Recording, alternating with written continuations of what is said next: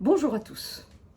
Alors aujourd'hui, je voulais absolument expérimenter avec vous le petit blender Kali dont je vous ai déjà parlé dans la dernière vidéo sur les soupes de chou-fleur et dont j'ai dit qu'il était à Madrid. Maïté, qui est venue me rejoindre pour me prêter main forte, est venue avec le petit Kali dans ses bagages. Alors ce qu'on va voir, c'est comment on arrive à faire une purée de carottes. Donc là, ce sont des carottes, hein, voilà, des carottes, et comment il mixe ces carottes. Voilà, je recoupe un petit peu quelques-unes, on ne peut pas lui donner trop de travail. C'est un blender qui de toute façon est prévu pour des quantités petites. Sinon, on a le Vitamix qui est le matériel emblématique de l'alimentation vivante et qui est très fiable et très précis et qui permet de mixer des grandes quantités, qui a une grande puissance. Celui-ci a moins de puissance, mais de toute façon, quand on a l'un, on a besoin de l'autre, et quand on a l'autre, on a aussi besoin de l'un. Donc je ne veux pas vous pousser à la consommation, juste connaître les limites et les avantages de celui-là. Donc là, avec la purée de carottes basique, on met des carottes, on met des noix de cajou. Je vous ai déjà montré qu'on pouvait mettre des noix de cajou ou de l'avocat, et j'ai d'autres autour dans mon sac. Et on met un petit peu, moi je mets un peu d'eau de mer parce que je ne mets pas de sel, mais vous pouvez mettre du sel. Et puis un petit peu d'eau, mais c'est là qu'il faut ne pas mettre trop d'eau pour avoir une matière un peu dense pour pouvoir broyer efficacement. On ferme notre blender, on met le capuchon et là on broie.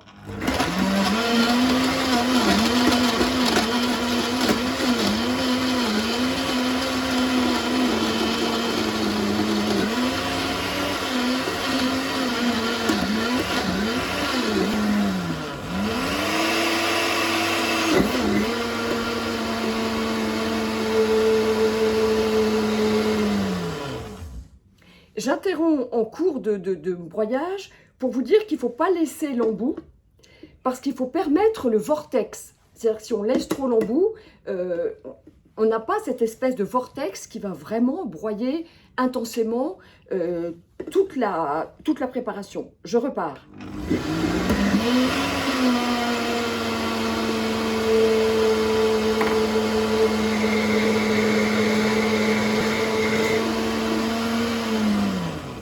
Là, j'arrête, il ne faut pas que ça prenne des plombs non plus.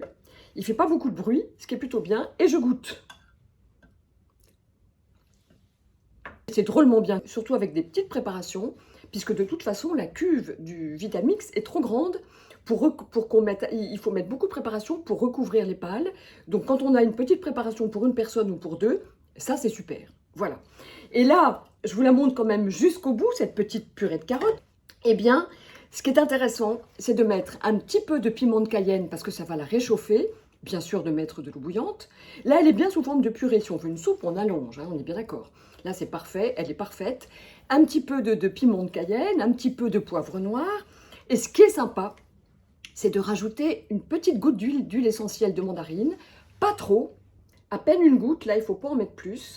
Voilà, une goutte d'huile essentielle de mandarine. Et là, ce qui est sympa, c'est que la mandarine, de même que l'orange aussi, va redonner à la carotte les notes de tête qu'elle a perdues en cours de route.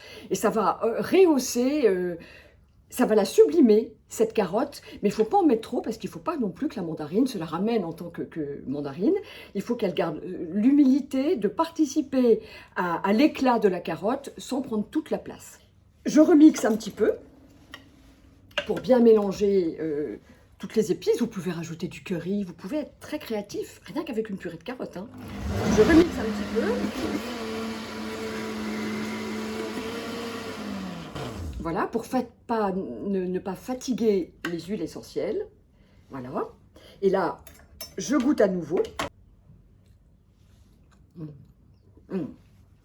Là, c'est top et super onctueux. Super onctueux. Voilà, donc le petit Kali, il ne peut pas tout broyer de façon intense, il ne peut pas broyer non plus les graines oléagineuses pour en faire un beurre. Mais moi, je m'en sers très souvent parce que pour des petites préparations, eh bien, il est parfait. Et puis, il a plein d'accessoires qui sont aussi super. Pour un tout petit accessoire pour mixer les graines et les épices, qui est super, qui est tout petit, pour faire une petite sauce. Il a énormément d'avantages. Voilà. Donc, ça marche pour la purée de carottes, ça fonctionne. À plus pour de nouvelles aventures.